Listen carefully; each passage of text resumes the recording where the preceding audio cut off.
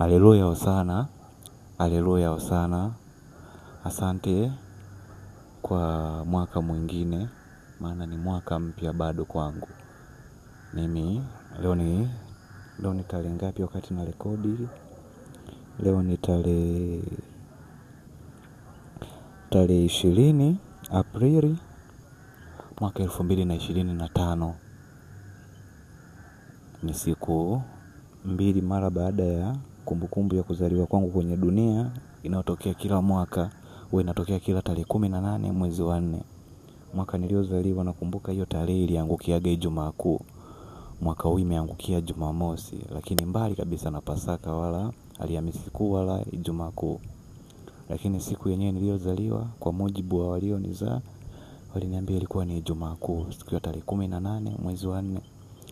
Na nimetoka kuingia mwaka mpya, maana kila mmoja huwa anaingia mwaka mpya wake siku ya kuzaliwa kwake. Kwa hiyo ni another year, siku takribani 8,400 na mapointi nikiwa juu ya uso wa dunia. Asante Mungu, ni masaa takribani 200,000 na ushe nikiwa juu ya dunia. Umeniepusha na mengi, nimego through ups and downs, lakini kwenye vyote hukunitupa na bado uko na mimi. Leo nimetaka kushare kile ambacho nimejifunza kwenye miaka yangu, kwenye siku zangu, maana nisiseme miaka yangu, nitasema siku zangu zote nilizokuwa hapa.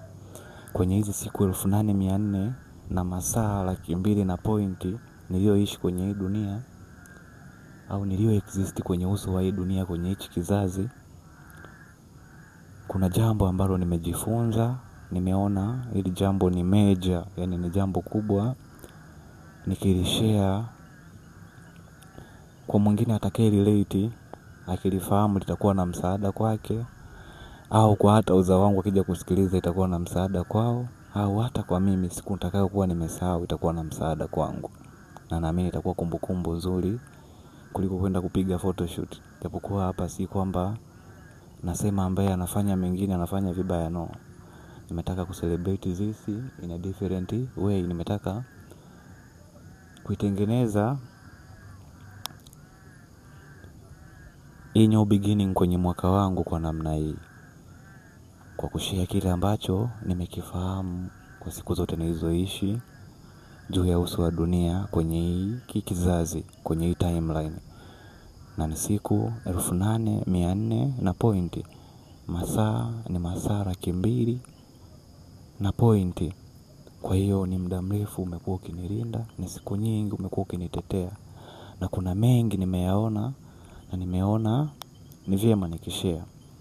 Jambo ambalo nataka kulishare ni nimejifunza the world is under spell, yani hii dunia ni kama iko chini ya kifungo fulani kilichoko kiroho. Ni kama iko ndani ya, ni kama chini ya urogi fulani, ni kama imerogwa dunia, ni kama iko chini ya uchawi fulani. Najua ita sound crazy kwa atakayesikiliza afu asielewe, lakini kwa atakaye kuwa mtulivu ataelewa kwa nini nasema dunia iko chini ya vifungo ambavyo viko kiroho. Dunia iko under spell, dunia iko kiroho zaidi kuliko ambavyo tunaonyeshwa, au kuliko ambavyo tunadhania, kuliko ambavyo inaonekana.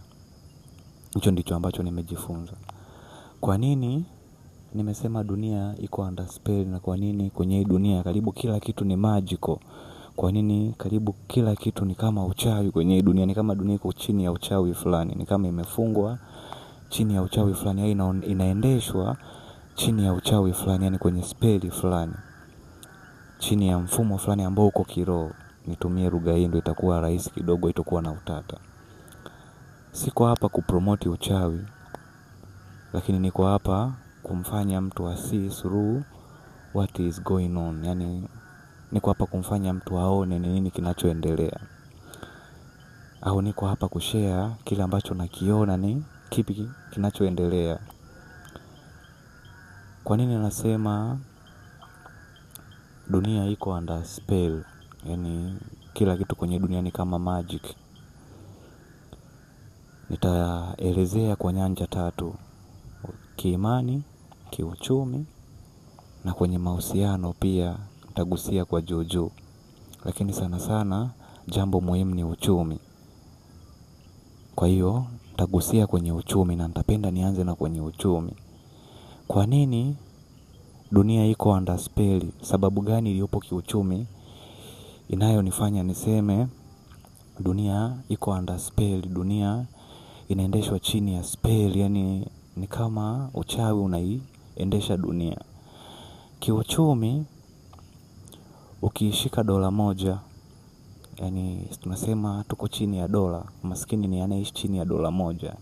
Vyombo vilivyoko kwenye power position ni vyombo vya dola. Watu wanaishi wakiogopa vyombo vya dola. Kwa hiyo tuseme dola si ndio imeshika, dola ndio ina run the world tuseme. Ukishika dola, tuachane na piramidi, tuachane na ile neno limeandikwa New World Order, tuachane na saini zote zilizo kwenye ile dola. Tuangalie tu sura ya nani iliyopo kwenye ile dola. Utakuja kugundua kuna sura ya mwanadamu kwenye ile dola. Na huyo mwanadamu ukija kuangalia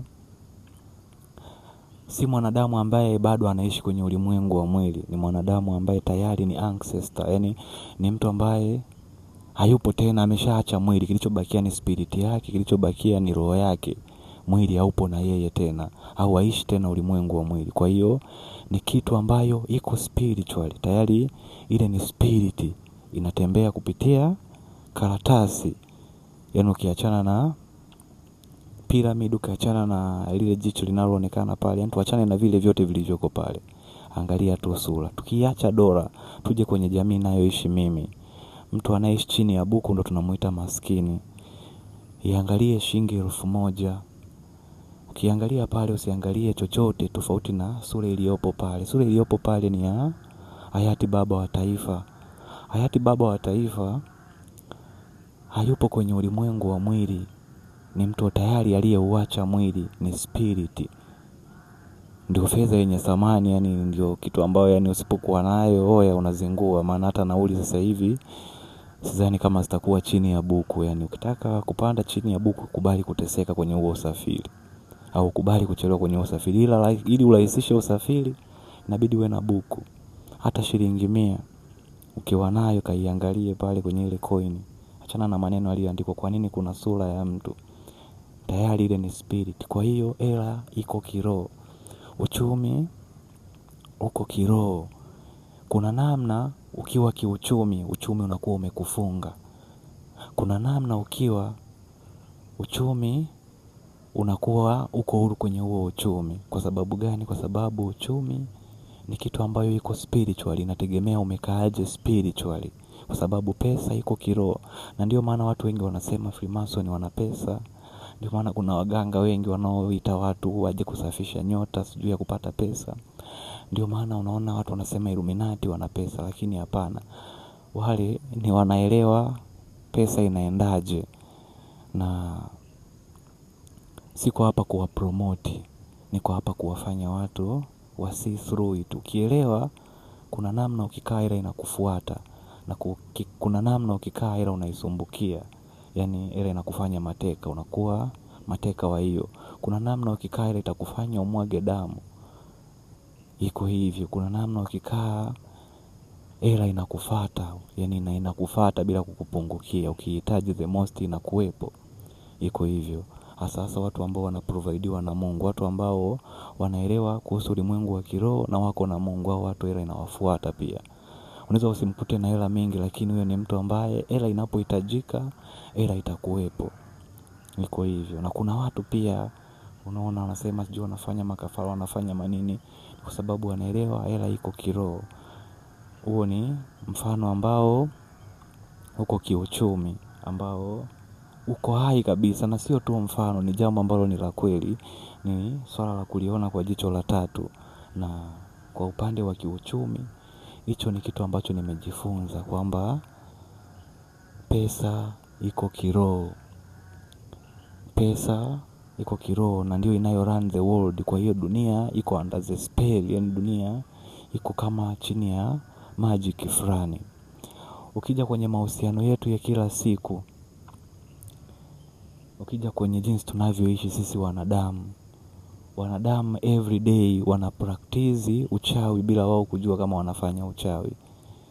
Wanaishi kwenye uchawi bila kujua kama wao wanaishi kwenye uchawi. Iko hivyo. Unaona huu ulimi ambao nautumia mimi kuzungumza. Kwenye maandiko huu ulimi wanasema there is power in our tongue.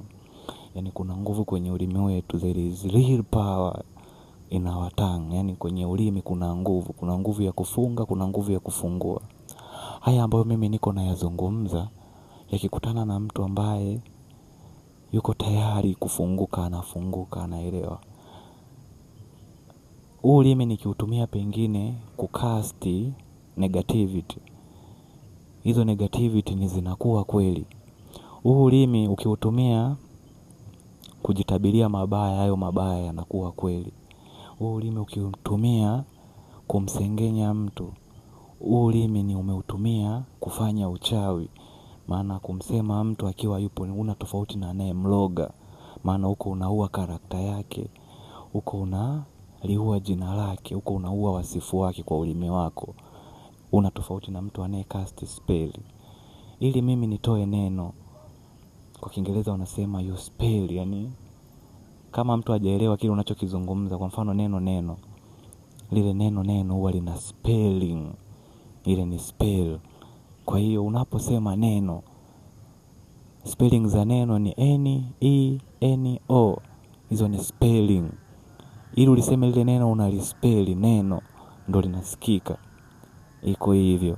Kwa hiyo everything kwenye hii dunia ni kama spell. Iko hivyo. Watu wanaamini wachawi ni wale wanaovaa mashuka mekundu na meusi. Wale ni watu ambao wanaoperate kwenye, naweza kusema kwenye nguvu za giza. Lakini si kwamba uchawi au ni wachawi. Wale ni watu ambao wanaoperate kwenye kingdom of darkness. Maana kuna ulimwengu wa roho, alafu ulimwengu wa roho, kwenye ulimwengu wa roho kuna ufalme wa giza na ufalme wa nuruni.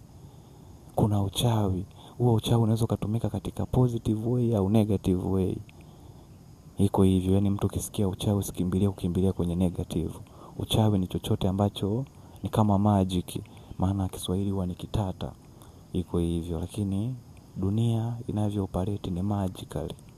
Iko hivyo. Kwa hiyo jinsi tunavyoishi kwenye daily life, una practice uchawi bila kujua kama una practice uchawi. Nikisema uchawi nasema ni magic. Maana sizungumzii kupiga ramli hapa, no. Nazungumzia vitu ambavyo ni mifumo ambayo iko kwenye hii dunia. Ni swala la kuiona jinsi inavyofanya kazi. Na ukiona jinsi inavyofanya kazi utaelewa haya ambayo nayazungumza. Kama uelewi haya mambo yatakuwa strange. Na hapa niko kuspread truth. Yani siko kujisifu, siko brag, siko kufanya chochote, niko kuongea ukweli. Na naamini ukweli unaweza kumfungua mwingine. Iko hivyo. Maana kama ina make sense kwangu, naamini kuna like-minded peoples huko nje. Iko hivyo. Kwa hiyo jinsi tunavyoishi in a daily basis, in a daily life, jinsi ambavyo tuna set intention zetu. Unapo set intention kwamba leo nitaamka, nitafanya hivi, nitafanya hivi, nitafanya hivi, nitafanya hivi. Ile ni pale ni kama una cast, yani ni kama unapanga kabisa siku yako. Maana kufanya spell au kuspell ni kama kufanya jambo au kuset intention fulani ambazo unataka zikupe outcome fulani. Unaposali, kija kwenye imani, unaposali pale umepiga magoti, unarudi ndani yako, unaanza kuspell maneno, unaanza kusema maneno kwamba nataka iwe hivi. Pale unapomaliza ndo unasema kwa jina la fulani. Kwa mfano unayemwamini Yeshua, unasema kwa jina la Yesu.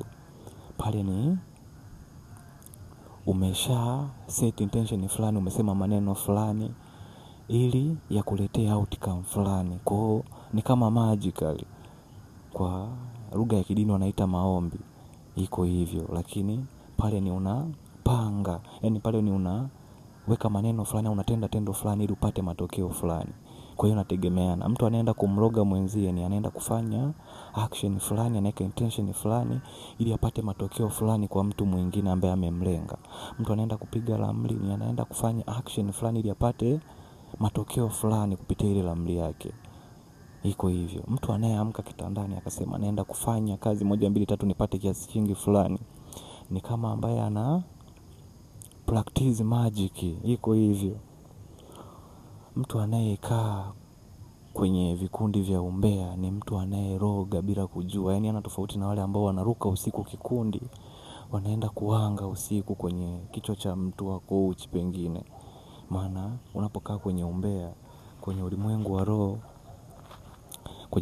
wa roho, picha inayokuwepo pale ni mapepo yamejikusanya yako yanapiga story. Kwa hiyo unapokuwepo kwenye umbea ni kwamba umechukuliwa mateka bila kujua. Huko una practice, huko unafanya kazi na mapepo, na imeandikwa usiingie katika shauri la watu wabaya. Iko hivyo. Na imeandikwa pia heri asiyeketi barazani pa wenye mzaa. Iko hivyo. Iko hivyo. Kwa hiyo nahisi kwa maelezo haya imeeleweka kwa nini nasema the world is under spell. Yani dunia inavyo work ni magical, iko kama chini ya uchawi fulani. Kwa nini nimesema hivi? Sijasema hivi ili mtu sasa uanze kupractice uchawi au kuuhalalisha uchawi. Hapana. Kuna kitu kinaitwa law of karma kwenye ulimwengu, kina govern this universe. Yani kama unavyoona kwenye serikali yako ya taifa lako kuna serikali. Tuko kwenye ulimwengu ni kama government wenyewe pia unavyo work. Yani una laws zake, una sheria zake, una katiba yake unayoiongoza. Iko hivyo. There is law heaven, there is law on earth, there is law in nature, there is law spiritual. Yani kuna sheria ambayo kuna miongozo na imekaa kiroho, na hiyo ndio inatawala kila kitu. Kwa hiyo kuna kitu kinaitwa karma. Iko hivyo. Chochote unachokiweka huko nje kinakurudia, iwe action, iwe intention, iwe neno, iwe hata mawazo yako yanakurejelea. Yani haya maisha yako kama kioo. Ndio maana wanasema Waswahili kwamba maisha yako kama kioo, ukiyachekea yanakuchekea. Yani unachokiweka kule kinakurudia. Kimroga mtu huo urogi unakurudia. Kuna watu walisema ukianza kushika madawa ya kuroga watu, kuna watu wanajua kuyashika zaidi yako. Kwa hiyo utarogwa pia, kuna watu pia watatumia madawa kukuangusha. Lakini ukiwa ushiki madawa au ukiwa urogi mtu, anayekuroga anakuja kujisumbua. Iko hivyo. Kwa hiyo haya ni maneno niliwahi kuambiwa na mtu ambaye niliona ananiambia haya kupitia experience. Yani aniambia kama umbea, aliniambia kupitia experience. Iko hivyo. Na kupitia maelezo haya kwamba kuna law of karma, na mshauri kila mmoja atakayekuja kusikiliza hii au hata mimi kuishi usafi. Yani hata kama tuko chini ya hii dunia ambayo iko magically, ukipita katika namna ambayo ni ya nuruni, katika namna ya usafi utakurudia. Iko hivyo. Ukisent intention za kwamba mimi nitamfuata Mungu, mimi nitakuwa bora, mimi nitafanikiwa, hizo intention ni kama umepractice magic. Unapoita Mungu nisaidie 1 2 3, pale ni kama unataka muujiza utokee, na muujiza kutokea katika lugha ya kiroho ni magic. Yani ni magic, ni something that is mystery, ni maajabu. Iko hivyo. Maana ukisema uchawi kwa Waswahili, yani wakija wakaisikiliza hii, akili zao ziko negative automatically. Na kwa sababu dunia iko under spell, imefungwa kwenye spell ya negativity. Ukienda kuangalia hata kwenye social media, kinachouza ni negativity. Ukitaka kazi yako inunuliwe, fanya vitu negative. Ukitaka kuenda viral, fanya vitu negative na go viral. Ukisema uelimishe jamii, ufungue jamii, utakutana na oppressors, watu watakao kunyamazisha. Kwa sababu dunia iko under spell work. Iko under spell. Iko hivyo. naamini itakuwa na manufaa. Nisiongee vingi nikaharibu, maana kwenye kuongea vingi ukosi kukosea, kwenye kuongea vingi ukosi kudanganya. Hivyo ndo navyotembea nikiamini pia. Naamini itakuwa na msaada kwa atakaye encounter hii, na haitomuencounter mtu wa bahati mbaya. Iko hivyo. In the name of Yeshua, ikawe healing, ikawe uponyaji. Ashe, over.